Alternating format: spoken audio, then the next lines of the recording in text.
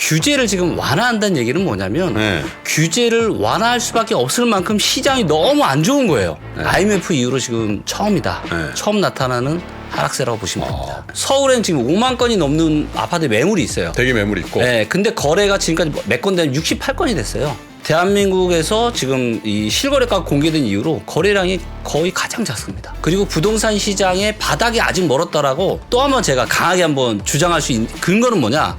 바로 전세가입니다. 전세는 6개월 동안 몇 프로 빠졌죠? 30% 빠졌어요? 30%가 빠졌습니다. 근데 우리가 실제로 이제 많은 부동산 이야기 하시는 분들은 대부분 KB부동산 통계나 한국부동산은 통계를 가지고 이야기 하시는데 네. 그걸 보면 지난 1년 동안 10%도 안 빠진 걸로 나오거든요.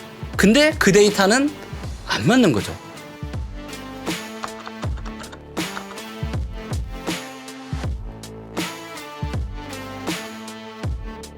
자, 부동산 얘기를 요즘 자주 하게 될 수밖에 없는 그런 상황이죠. 낙폭을 키워가고 있다가 한 2, 3주 전서부터 주간 단위 낙폭이 조금 줄어들고 있는데 그래서 지금 좀 사야 되나 이런 얘기들도 조금씩 나오는데 아직은 전혀 아니다라는 그런 입장들도 많고요. 그래서 오늘은 사실 가장 빨리 우리 주시장에 우리 주택 시장이 굉장히 크게 빠질 것이라고 얘기를 하셨던 분을 한번 모시죠. 리치고의 김기현 대표를 모시죠. 어서 오세요, 대표님. 네, 안녕하세요. 제 말이 맞죠? 네. 언제부터 매도해야 된다라고 말씀하셨었죠? 네, 이제 제가 이제 21년 초에 출간한 이제 두 번째 책에서 21년 하반기부터 22년 상반기 어느 즈음에 변곡점이 올 거다라고 제가 전망을 한 바가 있고요. 네. 그리고 이제 21년 10월 달에 제가 이제 유명 이제 채널에서 지금 10년에 한 번 올까 말까 한 절호의 매도 기회니까 빨리 팔아라. 그런 전망을 제가 한 바가 있었죠. 이제 왜 제가 이제 전제를 다 내면 그 많은 분들이 그 시황관을 안 바꾸세요. 그래서 제가 사실 부동산 컨텐츠 안 하려고 하는 이유도 그랬던 거거든요. 10년 내내 매도, 10년 내내 약세, 10년 내내 강세면 그 얘기를 계속 들어야 될 이유가 없었는데 아마 대부분 이제 굉장히 강세 국면에서 김기현 대표께서 조금은 새롭게 그 얘기를 하셔서 이제 저도 이제 좀 주의 주목을 했던 것 같은데 어쨌든 규제가 풀렸어요, 많이. 그래서 야, 이거 뭐 정부하고 맞서지 말라면서 주택시장 저렇게 푸는데 그럼 우리는 계속 매도해야 되나? 그렇죠? 어때요? 지금 시장 분위기는 바닥권 이 분위기가? 네. 저는 이제 어떻게 생각하냐면 지금 이제 많은 사람들이 좀 착각을 하는 게 뭐냐면 정부가 규제를 하면 부동산 시장이 내려가는 걸로 생각하고 정부가 완화를 하면 이제 상승을 하는 걸로 생각하는데 데이터를 정확하게 보면은 뭐냐면 정부가 규제를 한다라는 건 뭐냐면 규제를 할 수밖에 없을 만큼 부동산 시장이 뜨겁기 때문에 규제를 한다라는 것은 본격적인 상승의 신호탄이라고 보시면 되는 거고요. 자, 반대로 규제를 지금 완화한다는 얘기는 뭐냐면 규제를 완화할 수밖에 없을 만큼 시장이 너무 안 좋은 거예요. 그렇기 때문에 부동산 시장을 완화하는 거고 즉 지금의 1월 3일 정부 대책에 저는 신호를 뭐라고 보냐면 부동산의 본격적인 하락의 신호탄이 드디어 올려졌다. 야, 정책하는 분들이 들으면 섭섭하긴 할 텐데 근데 사실 지난 10년 동안 그러긴 했어요. 네, 맞습니다. 그래서 과거에 이제 정책 데이터를 보게 돼도 참고로 요 지금 화면에 정부 정책 데이터를 제가 잠깐 한번 켜보도록 하겠습니다. 자, 요 이제 화면인데요. 요 보시면 아무래도 이제 부동산 규제의 대표적인 지역이 강남구이기 때문에 현재 강남구 같은 경우는 이제 투기 지역으로 현재 묶여 있고요. 그 다음에 투기 과열 지구, 그 다음 조정 대상 지역, 분양가 상한 지역, 고분양가 관리 지역까지. 그래서 이제 과거에 또 보면은 강남구의 투기 지역이랑 그 다음에 투기 과열 지구를 해제를 언제 했냐면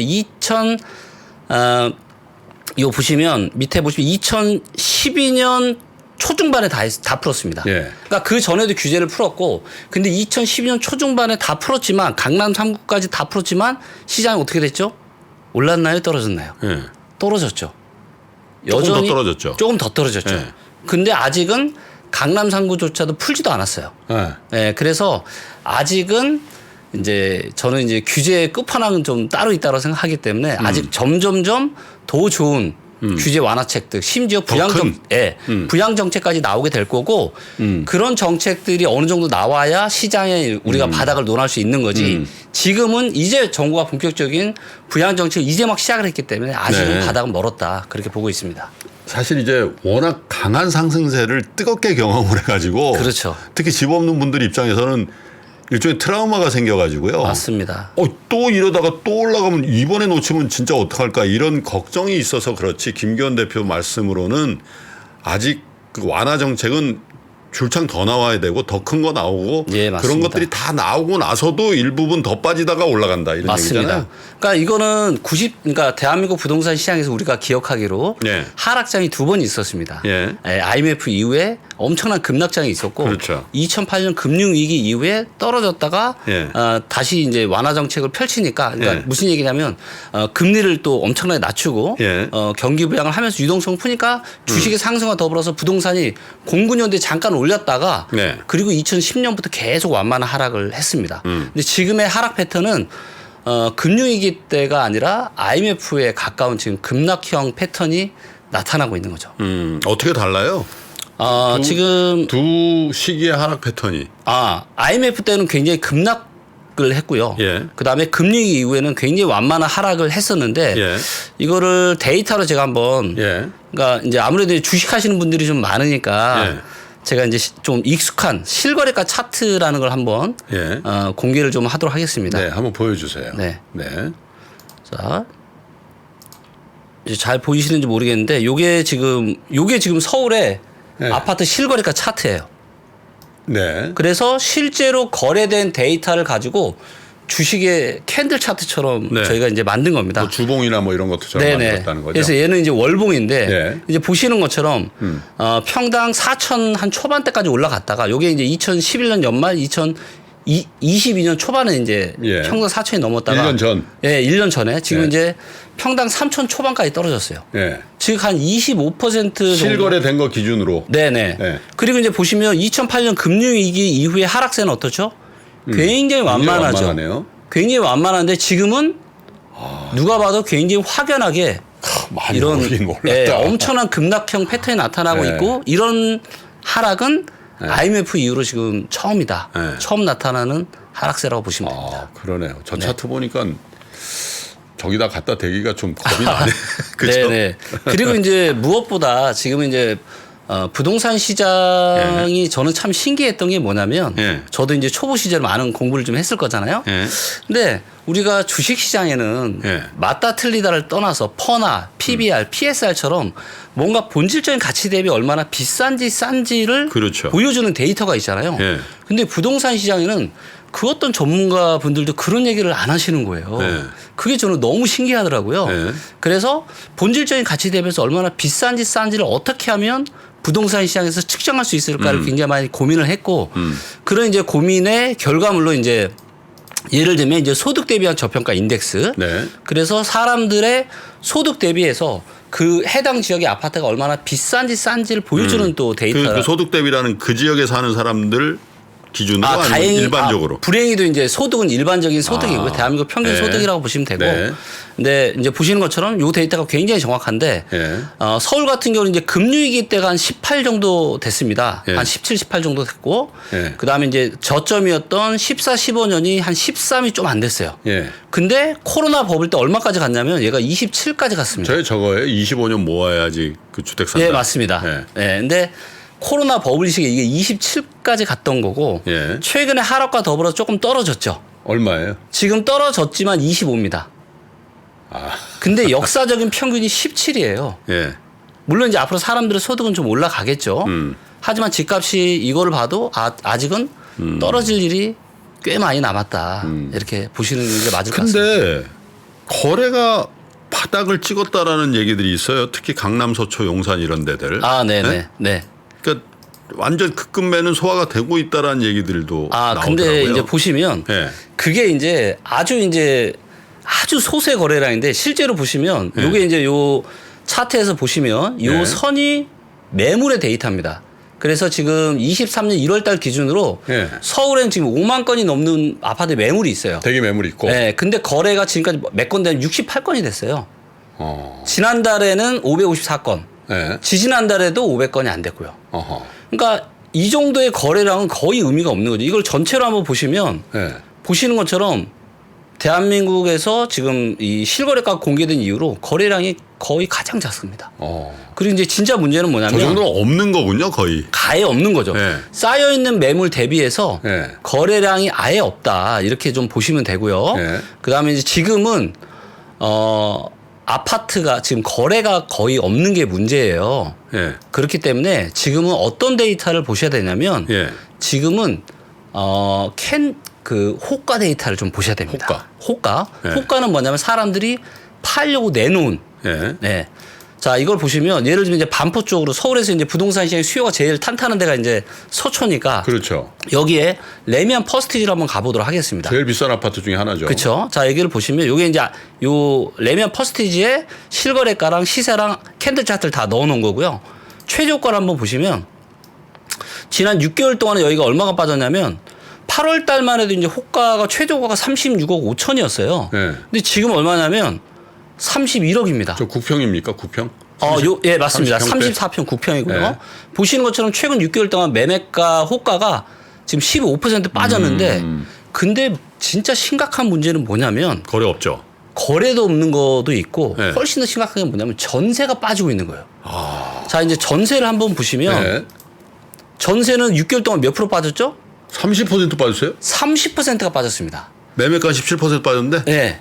15% 그러니까 매매가는 15 정도 빠졌는데 네. 전세가 지금 30% 정도 빠진 거예요. 네. 근데 우리가 실제로 이제 많은 부동산 이야기 하시는 분들은 대부분 KB 부동산 통계나 한국 부동산은 통계를 가지고 이야기 하시는데 네. 그걸 보면 지난 1년 동안 10%도 안 빠진 걸로 나오거든요. 매매 전세 둘 다. 근데 그 데이터는 안 맞는 거죠.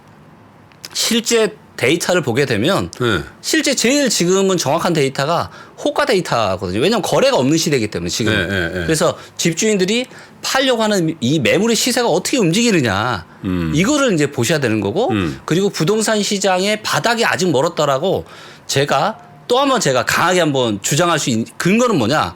바로 전세가입니다. 네.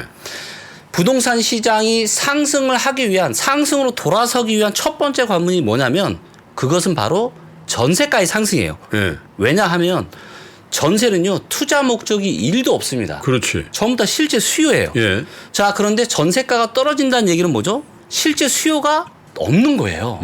근데 만약에 떨어지는 전세가 다시 상승으로 돌아선다? 그때는 실제 수요가 돌아서는 겁니다. 그래서 실제 수요가 돌아서는 전세가 가격의 상승이 제가 바라보는 그렇죠. 이게 이제 첫 번째 신호탄이다라는 거죠.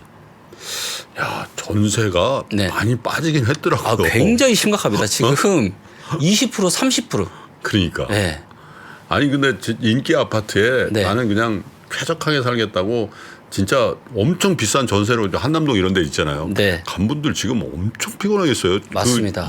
원래는 그거 할 때 어차피 이자 1% 2%인데 뭐 내가 돈 있는 거 뭐 운용도 못한 놈 그렇죠. 그러고 들어갔거든요. 맞습니다. 그게 5% 6% 돼버리니까. 그렇죠. 대출자들. 맞습니다. 전세가. 근데 이제 그게 완전 상황이 바뀐 거고 또 전세가 상승에 불을 지른 게 코로나 버블도 있었지만 이제 지난 정부의 임대차 3법 그래서 전세 갱신 기간을 2년에서 4년으로 바꿨는데 하필이면 그 기간이 코로나 버블의 절정이 시작될 때 그래서 주식, 코인, 부동산 전부 다 난리 날 때 하필이면 그 임대차 3법이 통과가 되면서 그랬네요. 전세가 말도 못하게 급등을 한 거고요. 어차피 4년 동안 못 올릴 거 이 기간에 올렸는데 그 코로나 자산 가격 상승계 딱 떨어졌다. 예, 맞습니다. 그래서 요 한번 차트를 한번 네. 또 한번 보시면 네. 요게 이제 전세 이 시세 차트랑 실거래 차트인데 보시는 것처럼 코로나가 이때 시작이 됐고 임대차 3법 이때부터 통과가 됐는데 네. 어떻죠? 네. 엄청난 급등이 나타났죠. 어허. 그리고 이 급등의 후유증이 언제까지 이어졌냐면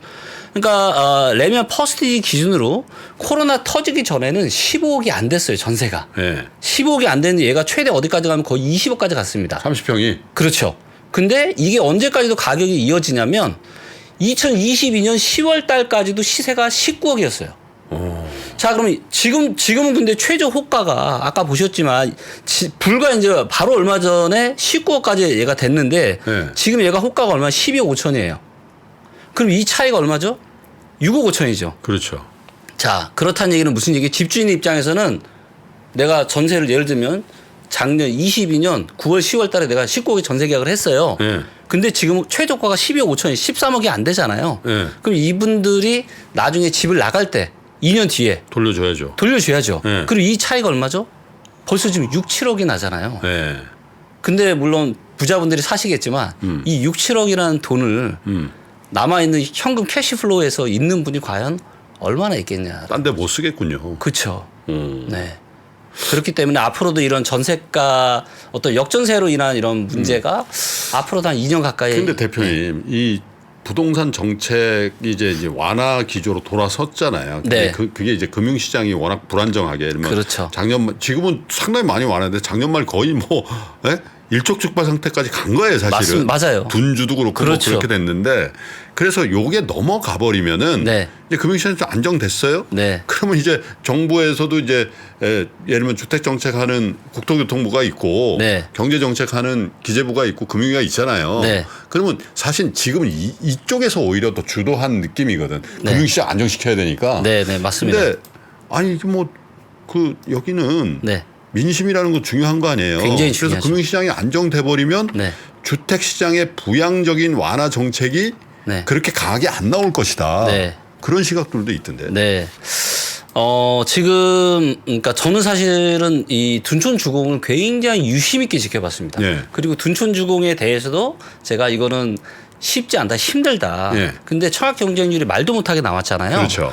근데 통상적으로 업계에서 이야기하는 게 뭐냐면 청약 경쟁률이 10대 1 정도 나오면 네. 미분양이 30% 정도 됩니다. 미계약이니까. 네. 근데 둔촌주공의 청약 경쟁률이 2순위까지 했음에도 불구하고 6대 1도 안 됐거든요. 완전 미분양이네요. 근데 둔촌주공이 기억하시겠지만 네. 12%의 고금리로 네. 3개월 단기 대출을 받았잖아요. 그렇죠. 근데 요게 만기가 1월 19일이었어요. 네. 그리고 둔촌주공의 계약일이 1월 3일이었었고. 네. 근데 계약률도 높지 않았고 그래서 아마도 1월 3일 날 굉장히 한산했을 겁니다. 네. 그래서 아마 정부에서도 이거 이대로 놔뒀다고 왜냐하면 굉장히 상징성이 있는 그럼요. 사업장이기 때문에 네. 만약에 이거마저 잘못된다라면 강원랜드발 그런 사태처럼 부동산 시장에 불이 번지듯이 금융사들 PF. 그러니까요. 네.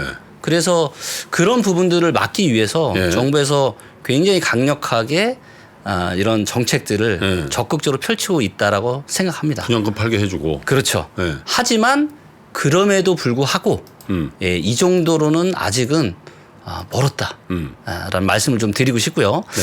자, 그 다음에 이제 여러분들이 좀, 보셔야 되는 게 뭐냐면, 자, 이게, 요 데이터를 한번 보여드릴게요. 자, 이 데이터는 뭐냐면, 부동산 이제 우리가 주식 시장도 그렇고 부동산 시장도 그렇고 거래 대금이 굉장히 중요하거든요.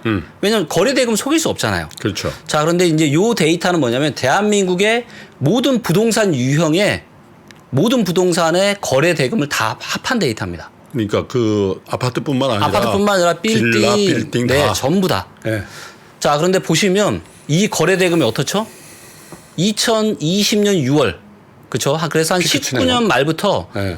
한 2021년 연말까지 한 10월 달까지 네. 엄청난 사상 초유의 거래 대금이 터졌습니다. 네. 네, 사상 초유의 저금리일 때 유동성이 풍부할 때 엄청난 손바뀜이 일어났다는 거죠. 네. 그리고 이때 많은 금융회사들이 대출을 또 해줬겠죠. 네. 그리고 저는 개인적으로 뭐 지금 PF도 이제 앞으로 갈 길이 지금 뭐 헤쳐나가야 될 지금 이런 게 한두 개가 아니고 또 문제는 뭐냐면 그러니까 어떤 주택담보대출에 대한 이거보다 훨씬 더 심각한 게 LTV가 거의 없었던 게 뭐냐면 바로 빌딩인데 지금 하우스 푸어보다 더 심각한 게 저는 빌딩 푸어라고 봅니다. 그 큰일 났더라고요. 꼬빌. 네. 꼬마 빌딩. 네. 그래서 꼬빌만 한번 거래 대금을 제가 한번 보여드릴게요. 꼬빌만. 순간적으로 꼬빌했더니 그걸 또 받아치시네. 예. 자, 근데 보시면 어때요? 이때는 이제 아주 이제 단일 건 한 건 때문에 이런 건데 이거 빼고는 엄청난 이제 거래 대금이 터졌습니다. 예. 그리고 아시겠지만 꼬빌은 이런 상업용 이런 빌딩은 대출을 심하게는 90%까지 해준 사실 저축은행도 있어요. 위험한 건데. 그렇죠. 근데 문제는 뭐냐면 아파트는 뭐 떨어져도 많이 떨어졌다 20% 30% 정말 많은 데가 40% 정도인데 상업용 부동산 빌딩은 금리랑 굉장히 밀접한 연관이 되어 있어요. 예를 들어서 우리가 은행에다 예금 한 1.5% 줬을 때 네. 100억의 가치였다. 근데 지금 은행에 놔둬도 4%를 주잖아요. 이자를 2배 이상 주거든요. 네. 그럼 이자가 2배 이상 오른 만큼 상업용부동산은 절반으로 떨어집니다. 그렇지. 그렇죠. 그럼 지금 100억짜리 건물은 50억 정도도 안 될 거예요. 그런데 이 담보대출을 몇 프로까지 해줬냐면 60%, 70%, 80% 심한 데는 90%까지 해줬다라는 거죠. 근데 건물주 입장에서는 가치가 떨어진 것도 문제인데 대출 이자 부담은 2배가 넘게 늘어나고 있어요. 경기가 완전 공실나요. 그렇죠. 그래서 어찌됐건 갖고 있는 걸 팔아서 지금 메꿔 가고 있지만 지금의 이런 금리 상황이 당분간은 유지가 될 가능성이 높잖아요. 그렇다라 보면 이런 건물주들에게도 이런 부분은 상당한 부담으로 다가올 거고 이런 것들이 결국에는 경매나 공매로 나오게 되면서 아마도 또 이런 대출을 해준 이런 뭐 저축은행이나 이런 데 좀 문제가 되지 않을까. 우리가 연예인 걱정하지도 말라 그랬는데 보니까 꼬마 빌딩 시장에 큰 손들이 연예인들이 많이 샀잖아요. 많이 샀죠. 연예인들도 보니까 빨리 산 분들은 털고 나왔더라고. 맞습니다. 그죠? 네. 미래한 분들 내가 뭐 누구라고 얘기를 안 하지만 근데 그걸 또 받은 게 또 연예인들도 있고. 네, 그렇죠. 네. 그래서 다른 데 방송 인터뷰를 한번 보니까 네. 그래서 대충 바닥을 찍는 시점에 대해서 한번 얘기를 하셨던데 네. 2025년 얘기해서 서울 기준으로 네. 왜 그렇게 보시는 거예요? 이거는 이제 여러 가지 데이터를 종합을 해서 이제 제가 한 건데요. 제가 이제 제가 세 번째 책을 22년 1월달 초에 이제 제가 세 번째 책을 출간을 했고 그때는 제가 뭐라고 했냐면 부동산의 바닥이 수도권 기준으로 27년 정도 올 거다라고 전망을 한 바가 있는데 네. 그때만 하더라도 저 역시도 금리 인상이 이렇게 급격하게 될 거라고는 전혀 예상을 못 했어요. 네. 근데 그래서 이제 2008년 금리 위기의 완만 하락 패턴을 예상을 했는데 지금 진행되는 걸 보니까 아까 캔들 차트에서도 보셨지만 굉장히 급락형 패턴이 나타나고 있으면서 거품이 급속도로 빠지고 있어요. 네. 그래서 아마도 반등이 좀 더 빠르게 그래서 급락을 하니까 그렇죠. 그래서 IMF 때도 한번 기억을 하시면 IMF 이후에 부동산 가격이 정말 말도 못하게 굉장히 많이 하락을 했거든요. 그렇죠. 50, 60, 많게는 뭐 7, 80%까지 하락을 했는데 이게 바닥을 찾은 게 98년 말, 99년 초 정도 되거든요. 네. 빨리 왔네요. 빨리 왔죠. 근데 그러니까 2008년 완만한 하락 패턴 이후에는 바닥이 좀 늦게 왔는데 IMF도 급락이 나타났을 때는 빨리 왔어요. 그래서 그만큼 거품이 빠르게 빠지고 있고 아마도 23년에는 이런 거품이 계속 빠지는 과정이 진행이 되면서 그러면서 정부는 조금씩 부양 정책을 좀 더 조금씩 강한 것들을 조금씩 꺼내게 될 거고 그래서 아마도 빠르면 24년 중반 정도 그리고 대체적으로는 한 25년 정도는 돼야 부동산 시장에 우리가 바닥을 논하고 다시 상승으로 갈 수 있지 않을까 예상합니다.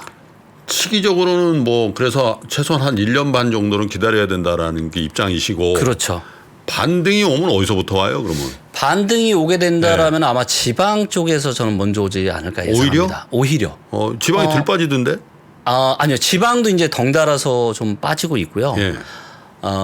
근데 이제 한번 기억을 더듬어 보시면 금융위기 때도 금융위기 터지고 나서 수도권 부동산은 계속 하락을 했잖아요. 근데 지방 아파트는 계속 올랐습니다. 그리고 데이터를 보게 되면 지방 아파트는 수도권이 오르는 동안 별로 오른 게 없어요. 근데 2019년 중후반부터 이제 상승을 하다가 최근에 이런 하락세와 더불어 같이 떨어지고 있거든요. 살짝 고개 들다가 초박아 버렸구나. 그렇죠. 그래서 데이터를 보면 거의 오른 게 없어요. 그래서 여기서 조금만 더 떨어지잖아요. 그럼 심지어는 2012년, 13년 가격까지 떨어지는 지역들이 눈에 보여요. 이거는 캔들 차트로 보면 다 보이거든요. 그래서 제가 이제 유의 깊게 보는 지역들이 이제 충북, 특히 이제 충북 같은 경우는 굉장히 바닥이 좀 빨리 올 수 있지 않을까. 그래서 일부 지역들은 올해 말 정도부터 좀 특히 이제 실거주를 이렇게 생각하고 계신 분들은 올해 말부터는 좀 데이터를 유심히 보시면서 지방 일부는 의사결정을 좀 하셔도 되지 않을까. 서울 수도권은요? 서울 수도권은 24년 빨라도 1년 반 정도는 지나야 될 것 같고요. 서울에서는 서울도 이제 노도강 위주의 강북에 사실 이제 뭐 표현이 그렇습니다. 영끌 한 그쪽 지역이 있고 강남 서초나 이런 데는 사실은 이게 제도 세제 이런 데 더 민감한 데잖아요. 만약에 서울 지역에서 반등이 2024년경 온다면 네. 어디가 먼저 올까요? 영끌한 지역들에서 먼저 올 것 같습니다. 오히려? 왜냐하면 지금 이제 많은 분들이 거기가 이제 급락하니까? 그렇죠. 거기가 이제 먼저 거품이 빠지고 있고. 네. 근데 이제 강남 서초권은 문제가 뭐냐면 이 전세, 이 역전세 문제가 아까도 보여드렸지만 예. 이 금액이 보통 큰 금액이 아니에요. 예. 근데 이제 거품이 별로 안 빠졌단 말이죠, 아직은. 그리고 이제 입주 물량이 또 강남권에 많아요? 많습니다. 올해랑 내년까지.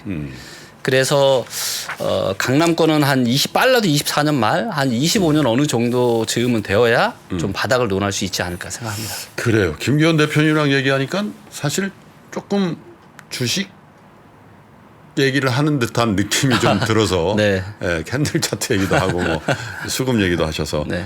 조금 더 새로웠던 것 같은데 어쨌든 주식시장은 뭐 시각은 다 다를 수 있는데 한 가지 분명한 거는 주택시장은 시간을 두고 좀 공부를 하시고 발품을 파셔야 된다는 거잖아요. 네. 주식도 마찬가지입니다만은 그래서 시황과는 다르실 수 있으나 관심은 지금부터 좀 두시는 것도 좋지 않겠나 그런 생각이 듭니다. 처음 나오셨는데 이렇게 좋은 자료도 네. 보여주시고 고맙습니다. 네, 다음에 감사합니다. 또 뵙겠습니다. 네. 네. 장 시작 전부터 종료까지 쏟아지는 수많은 뉴스와 정보들. 이 중에서 어떤 것이 투자에 정말 도움이 되는 정보일까요? 3프로의 증시 셔터맨 박근영 마스터가 직접 정보를 선별하고 투자의 힌트를 드립니다. 시간도 아끼고 투자 아이디어도 얻는 시간, 박근영 부장의 마켓 힌트와 함께 하세요. 자세한 사항은 3프로 TV 앱과 홈페이지를 확인하세요.